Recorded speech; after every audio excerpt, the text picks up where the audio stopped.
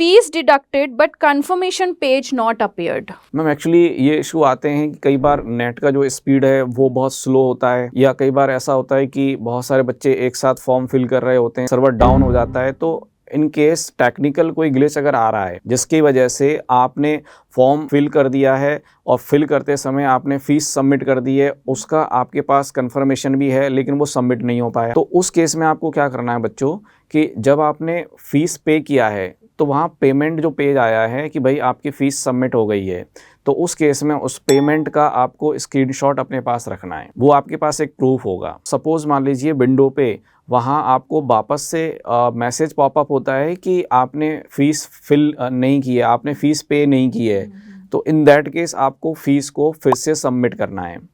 Fees पे करने के बाद में फिर आप जब फॉर्म सबमिट कर रहे होंगे तो वहाँ फिर से आपको देखना है कि अब क्या मैसेज आ रहा है।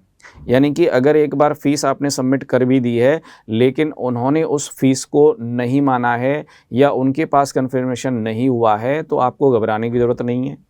आपको वो स्क्रीनशॉट जो पेमेंट का स्क्रीनशॉट है वो रखना है, उसको आपको एनटीओ को सेंड करना है बाद में, और वहाँ से जैसे ही आप कम्युनिकेट करेंगे आपको इस फ़ीस का रिफ़ंड मिल जाएगा।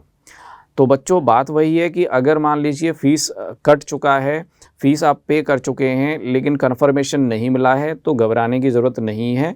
आपको उसका पेमेंट का स्क्रीनशॉट अपने पास रखना है, बाद में सबमिट करने पर उसका रिफ़ंड आपको मिल जाएगा। लेकिन आपको फिर से फ़ीस तो पे करनी ही होगी और फाइनली आपको उसको सबमिट करना होगा। यानी कि 1-2 बार अगर ऐसा गड़बड़ हो भी जाता है तब भी आपको फ़ीस तो पे करना है, लेकिन इस दौरान थोड़ा-सा टाइम ब्रेक रखें अपने साथ में। मतलब ऐसा ना हो कि आपने अभी फ़ीस सबमिट किया, मैसेज पॉपअप नहीं हुआ, आपने फिर दोबारा 1 मिनट के अंदर ही फिर से फ़ीस पे कर दिया।